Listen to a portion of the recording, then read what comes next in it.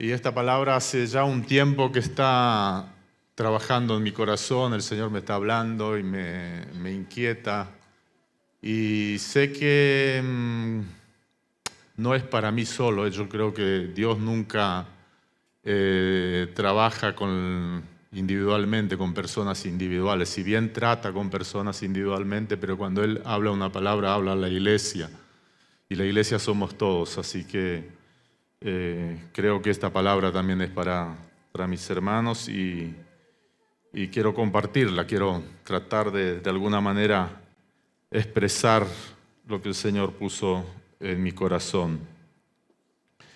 El propósito del Señor es que todos fuimos llamados para expresar la vida de Cristo. Todos fuimos llamados para expresar la vida de Cristo. Nadie está exento de esto y eso lo sabemos, amén. Todos los hijos de Dios fuimos llamados, si Cristo se reveló a nuestras vidas, nos llamó, es para expresar su vida, no hay otra manera, es expresar la vida de Cristo. Yo quiero leer en Gálatas,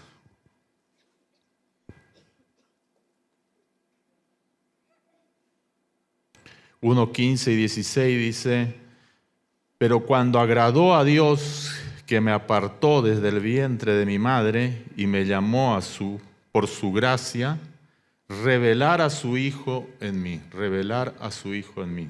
A Dios le plació. Desde el vientre de mi madre me escogió para revelar a su Hijo en mí. O sea que Cristo se reveló a nuestras vidas, para que yo predicase entre los gentiles. Hasta ahí nomás. O sea, es bien claro acá, ¿no? Que si Cristo se reveló a nuestras vidas, tenemos que anunciar, tenemos que predicar, tenemos que expresar a Cristo en nuestro diario vivir. Hay una frase muy usada por todos que dice: predica el Evangelio siempre y si es necesario, usa las palabras. Y yo creo que expresar a Cristo es mucho más que hablar de Jesús. Es mucho más que hablar de Jesús. Expresar a Cristo es mucho más que hablar de Jesús. Así que depende mucho de nosotros, muchas veces de cuánto esa palabra, cuánto Cristo revelado a nosotros, dejamos que Él pueda salir de nuestro interior hacia las demás vidas. Conocemos al Señor, hemos sido nacidos de nuevo y recibimos su vida, la vida que viene por el Espíritu, la vida eterna, pero en la mayoría de las personas que se reconocen a sí mismos como cristianos, expresar la vida de Cristo todavía es algo que no se manifiesta en su plenitud. ¿Por qué ocurre esto? ¿Por qué ocurre esto? Y aquí el título que puse para esta prédica. Si la semilla de trigo no cae a tierra y muere, no puede dar fruto. La muerte de la semilla. La muerte de la semilla. Juan 12:24 dice: de cierto os digo, que si el grano de trigo no cae a la tierra y muere, queda solo. Pero si muere, lleva mucho fruto.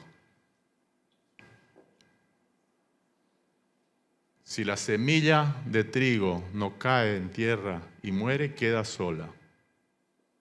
Presta atención en esto. La vida está en el grano de trigo, pero hay una cáscara muy dura en su exterior. Mientras esa cáscara no se rompa, el trigo no puede brotar ni crecer. ¿Qué es esta muerte? Es la rotura de esta cáscara por medio del trabajo en conjunto de la temperatura y la humedad de la tierra. Una vez que la cáscara se parte, el trigo comienza a brotar y crecer. Entonces, la pregunta aquí no es si hay vida, si no hay vida en el interior del grano. sino si es que la cáscara es partida, si es que la cáscara se rompe. En el trigo hay vida, pero hay una cáscara muy dura que no deja salir esa vida. Entonces, tiene que ser partida esa cáscara para que la vida, para que el trigo brote y para que el trigo crezca. Jesús, cuando hablaba de estas cosas así muy simples, él tomaba muchas cosas del diario vivir y él hablaba mucho en parábolas y tomaba muchos ejemplos para que la gente pueda entender, que la gente que le oía podía entender lo que él estaba diciendo. El interés de él era que la gente interprete lo que él estaba hablando. Entonces por eso usaba muchas de estas cosas del diario vivir y el pueblo de ese entonces estaba muy familiarizado con el trigo porque sembraban el trigo. Entonces él tomó este ejemplo y habló de esto para que la gente entienda. En Juan sigue 12:25 dice, al que ama su vida, la perderá. Y el que aborrece su vida en este mundo, para vida eterna la guardará. El Señor nos muestra aquí que la cáscara externa es nuestra propia vida, nuestra vida del alma, nuestra vida almática, nuestra vida adámica. Mientras la vida del interior es la vida que Él nos da, nuestra vida interior, la vida eterna.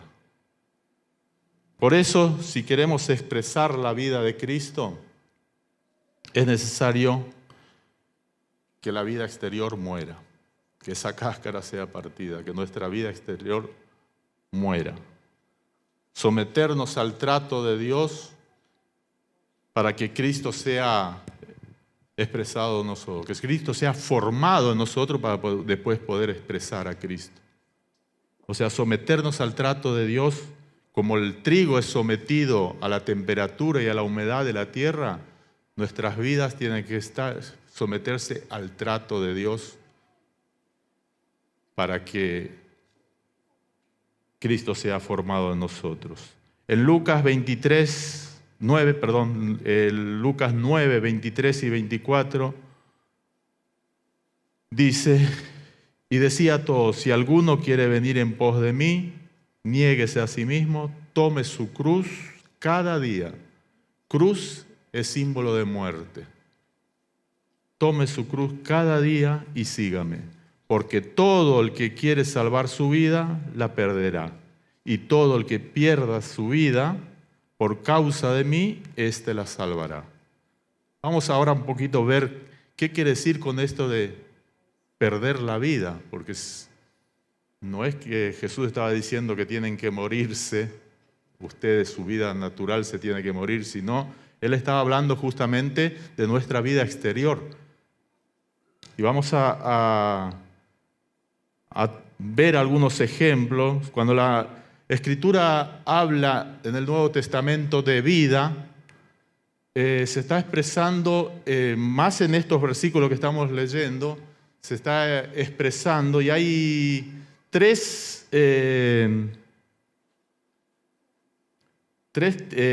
términos griegos que usa la palabra para que se entienda. Yo busqué y bueno, lo anoté y quiero compartirlo para que se pueda entender bien de qué Jesús está hablando acá cuando dice que tenemos que morir, perder nuestra vida por causa de Él.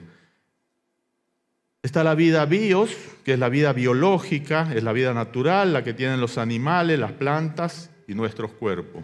Esa es una de la vida que está hablando. Después la vida psique, que es el yo, la vida del hombre sin Cristo, del no redimido, la vida almática, como decíamos, lo adámico, de la naturaleza caída del hombre, donde radica nuestra voluntad y nuestros deseos. Esa es la vida psique. Y la vida zoe, que es la vida eterna, la vida del Espíritu, es la vida de nuestro espíritu redimido, la vida de Cristo en nosotros. Y acá está hablando, en estos versículos, está hablando de la vida psique, de la vida del yo, la vida almática, la vida adámica, y la vida eterna, la vida de Cristo. La vida de Cristo en nosotros. ¿Se entiende? Entonces cuando dice el que quiere salvar su vida, la vida del alma, el que quiere salvar su vida, la vida del alma, la perderá. ¿Perderá qué? La vida del espíritu, la vida eterna.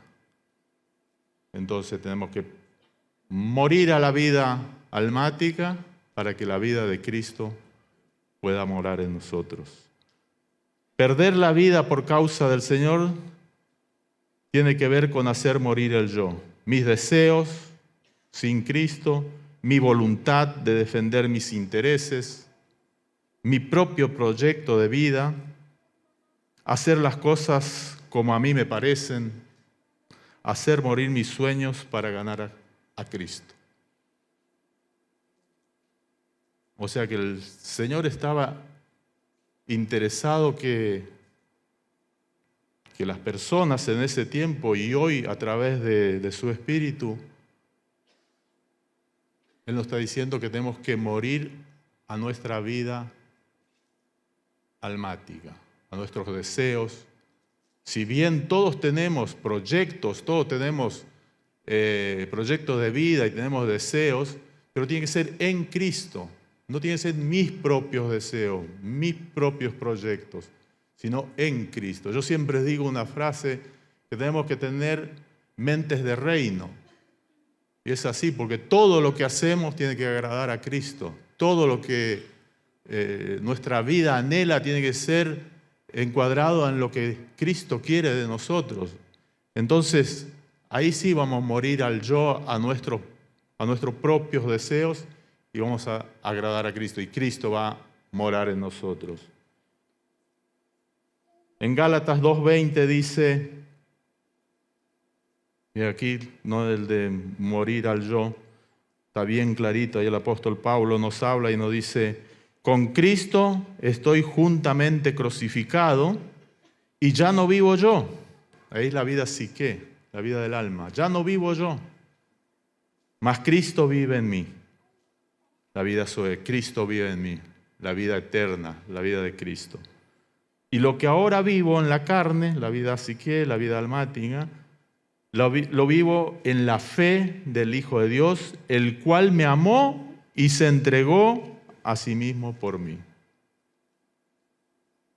Si Cristo vive en nosotros, ahí vamos a expresar a Cristo. No hay ni un secreto ahí, porque si Cristo vive en mí, vamos a proyectar aquello que vive en nosotros, ¿no es cierto? Vamos a reflejar aquello que vive en nosotros. Como Cristo vive en nosotros, entonces, ¿cómo sabemos esto? ¿Cómo sabemos que Cristo vive en nosotros? Hay algunas evidencias que muestran si la vida de Cristo está en nosotros, y esto lo vemos muy, muy claro en Mateo 5, del versículo 38 y 48. Yo no lo voy a leer porque es bastante largo, pero si va a estar proyectado, yo voy a leer algunas cosas que anoté de estos versículos, que son algunas evidencias que sí Cristo realmente vive en mí. Y tenemos que reflexionar en esto, hermanos. Si queremos, como hablaba el pastor Pedro al comienzo, que la gente está preocupada hoy, mucha gente está preocupada, con muchas inquietudes, pero entre los cristianos, cuando hablamos, siempre es una frase que decimos, y son los últimos tiempos. Y esto estaba escrito en la Biblia, esto estaba escrito, esto Cristo ya lo profetizó, esto va a pasar. Bueno, ¿cuánto más hoy, como si sabemos como hijos de Dios que los tiempos son finales, tenemos que prestar atención y entregar nuestras vidas a la voluntad de Cristo y expresar realmente a Cristo, porque los proyectos de este mundo, no voy a decir, porque ustedes ya lo vieron en estos días, todo lo que está pasando, todo tiene una caducidad, termina. Todo lo que es lo de este mundo, todo termina, todo tiene fin, y tiene un fin terrible, un fin de una perdición eterna, que eso es lo peor que hay. Por eso nosotros como hijos de Dios tenemos que expresar a Cristo. Y en Gálatas 2, en Mateo 5, del 38 al 48, entre todas las cosas, dice, Cristo no se ofende. Eso como algunas evidencias, ¿no?, de que si realmente está Cristo en nosotros, tiene que mostrarse esto. Cristo no se ofende. Y hablo así, o sea, anoté así porque si Cristo vive, ya no vivo yo, Cristo vive en mí, entonces ya no soy Hugo, sino es Cristo. Cristo no se ofende, Cristo no tiene sus propios proyectos, todo lo somete a la voluntad del Padre, Cristo no critica, Cristo sirve al prójimo. Evidencias de si Cristo vive en nosotros, ¿no? Cristo pone la otra mejilla, Cristo camina la segunda milla, Cristo da no solo el manto, sino la capa al que le pide, Cristo bendice a quienes lo maldicen, Cristo ama a sus enemigos. Y eso lo podemos leer, lo puede repasar.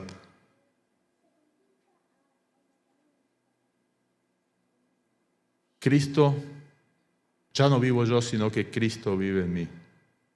Si Cristo vive en mí, tiene que haber estas evidencias. Tiene que haber porque de otra manera, ¿cómo nos va a conocer el mundo? Como dijimos antes, si Cristo vive en nosotros debemos expresar a Cristo.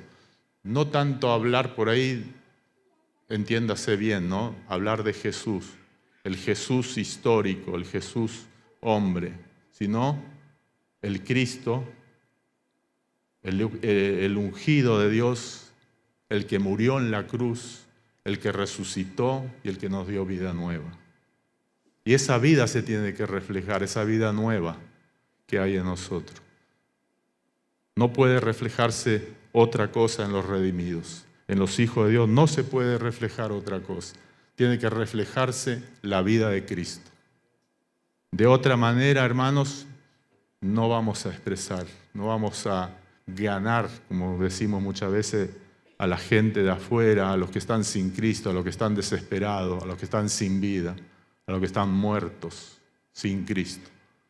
Porque la vida, como cantábamos la canción al comienzo, si Jesús es la luz, y cuando la luz se enciende, todo lo ilumina. Y nosotros, si tenemos la luz de Cristo, la vida de Cristo, tiene que cambiar la atmósfera donde nos movemos. Y para ir terminando,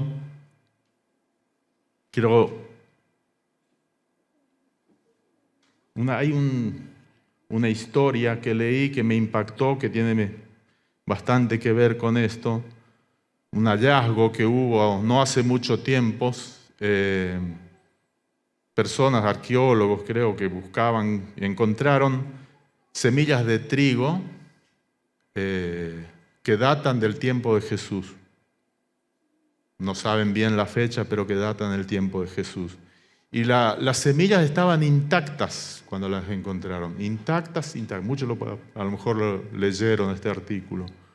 Lo más sorprendente, que cuando sembraron estas semillas en una tierra adecuada, las semillas brotaron, crecieron y dieron fruto.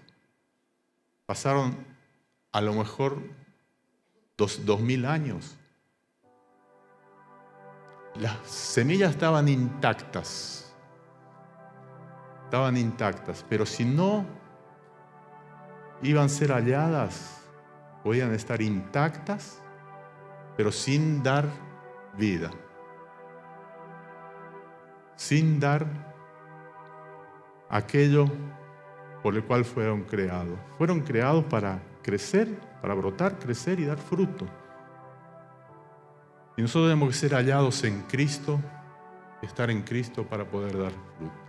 Si no somos hallados en Cristo, podemos ser semillas intactas, pero sin dar vida, sin dar vida. Y esto es algo fue sorprendente encontrar las semillas intactas, ¿no? Pero no la dejaron ahí, sino que actuaron para ver si la semilla tenía vida. Y sí, la semilla tenía vida. La semilla tenía vida en su interior, pero faltaba que esa cáscara se rompa. Seguramente estaba bien cerrada, como la encontraron. No sé bien en qué recipiente la encontraron, pero seguramente estaban bien protegidas de cualquier inclemencia, entonces estaban intactas. Pero cuando la expusieron a la humedad y al calor de la tierra, esa cáscara se rompió, la semilla brotó, creció y dio fruto. Hermanos, en este tiempo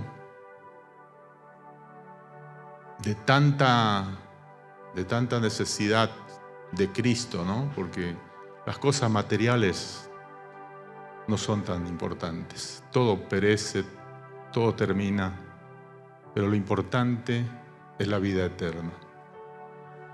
Y nosotros fuimos creados, como dije al comienzo, con un propósito.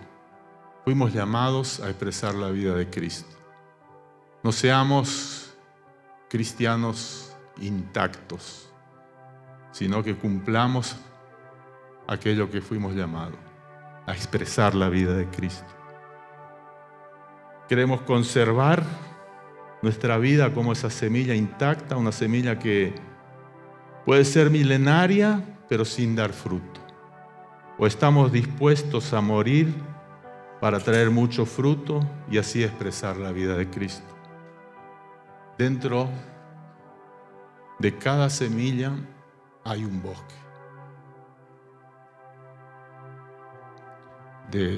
Dentro de cada vida, hermanos, nuestro hay vida. Está Cristo en nuestro corazón. Y esa vida tiene que salir. Esa vida no puede quedarse encerrada. Esa vida se tiene que manifestar. Ese era el propósito de Cristo cuando Él hablaba estas palabras. Cuando Él hablaba estas palabras, Él estaba pronto a morir en la cruz. El propósito de Cristo era morir para traer salvación al mundo, morir por nuestros pecados.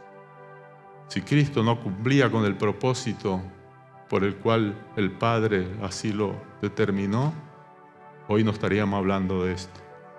Y nosotros fuimos redimidos, fuimos encontrados por Cristo para dar vida.